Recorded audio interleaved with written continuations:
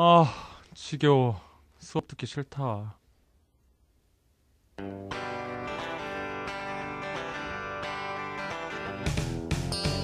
아, 날씨도 좋은데 왜 이 지겨운 강의를 듣고 있는 거지?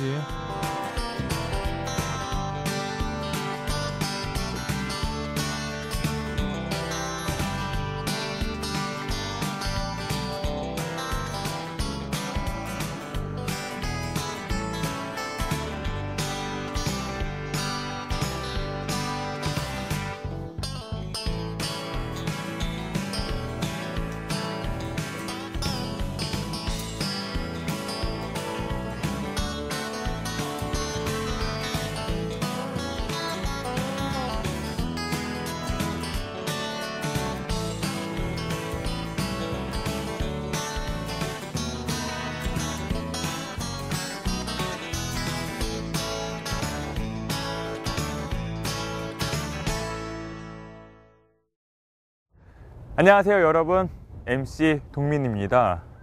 앞에서의 상황 연결 잘 되셨나요? 강의가 지겹다는 학생의 말에서 시작해 한국 사회에서 대학의 역할까지 연결시켜 봤는데요. 뭐 이리 난데없이 스케일이 커지나 싶으세요? 하지만 우리가 하는 많은 일들이 이렇게 우리의 의지만으로 일어나지 않습니다. 그래서 이런 것들을 연구하는 게 바로 사회학이 하는 일입니다. 사회학이라 어디서 많이 들어본 것 같긴 한데 막상 설명하자니 쉽진 않죠. 사회학, 이름 자체가 추상적이고 어려워 보이긴 합니다. 하지만 앞에서 봤듯이 사회학은 우리 생활 곳곳에서 시작하는 학문입니다. 그럼 어려워하지 마시고 저와 함께 사회학이 무엇인지 알아볼까요? 사회학은 사람들이 어떻게 그리고 왜 행동하는지에 관한 학문입니다. 이건 모든 사회과학이 마찬가지죠. 그런데 사회학에서는 개인이 어떤 사람이라서가 아니라 무엇을 하는 사람이라서 하는 행동 방식을 다룹니다. 인간의 행동이 그들이 살아가는 시간과 장소에 어떻게 형성되는지를 탐구하는 거죠. 그런데 이런 머리 아픈 사회학을 우리는 왜 알아야 하는 걸까요?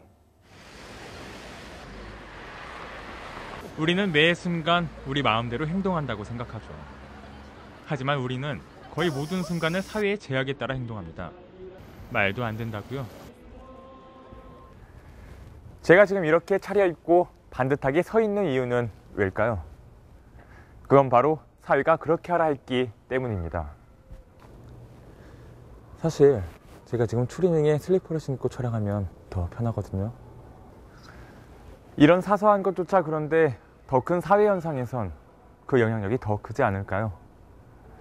그걸 파악해서 연구하고 나아갈 길을 모색하는 것이 사회학의 존재 이유겠죠. 그런데 사실 사람이 사는 모습은 너무나 다양합니다. 사회학은 인간 사회의 모든 일들을 관심 있게 보는데 개별적인 사건들을 완전히 다른 각도로 탐구하기란 어렵습니다. 그래서 사회학자들이 만든 게 이론인데요. 이론은 세상을 바라보는 눈과 같은 겁니다. 마치 이 안경과 같은 거죠. 그럼 대표적인 이론 몇 가지만 살펴볼까요? 먼저 기능주의인데요. 기능주의는 개인이나 집단이 각각의 기능을 가지고 있다고 봅니다. 각각이 제 기능을 잘 수행하고 조화를 이뤄서 사회가 하나의 몸처럼 잘 굴러가고 있다는 거죠. 그럼 세상을 기능주의의 눈으로 한번 볼까요?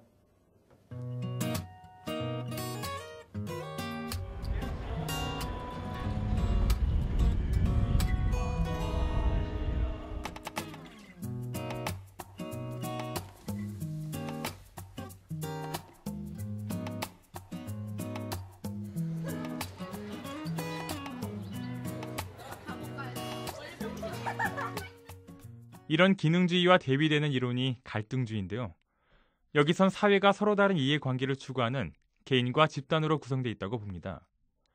사회엔 불리한 집단과 유리한 집단이 있고 그 둘 사이에 갈등이 끊임없이 있다는 거죠.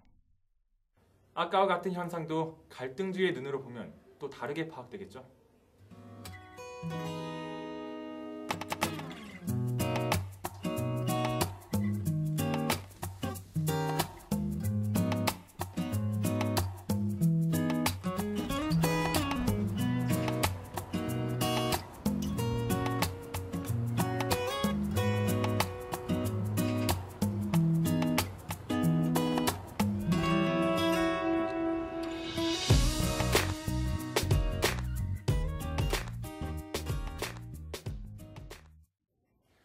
이외에도 많은 이론들이 있습니다. 하지만 이 두 가지가 사회학에서 대표적 이론인데요. 각각의 논리들이 나름대로 설득력 있죠. 하지만 모든 학문이 그렇듯 사회학에도 허점은 있습니다. 사회학은 모든 현상을 사회적 맥락에서 설명하려고 하죠. 그러다 보니 개인은 평가절하되곤 합니다. 개인의 주체적인 의지나 선택도 중요한 건데 그게 무시될 수 있는 거죠. 그런데 우린 매일매일 살아가는 게 바쁘잖아요.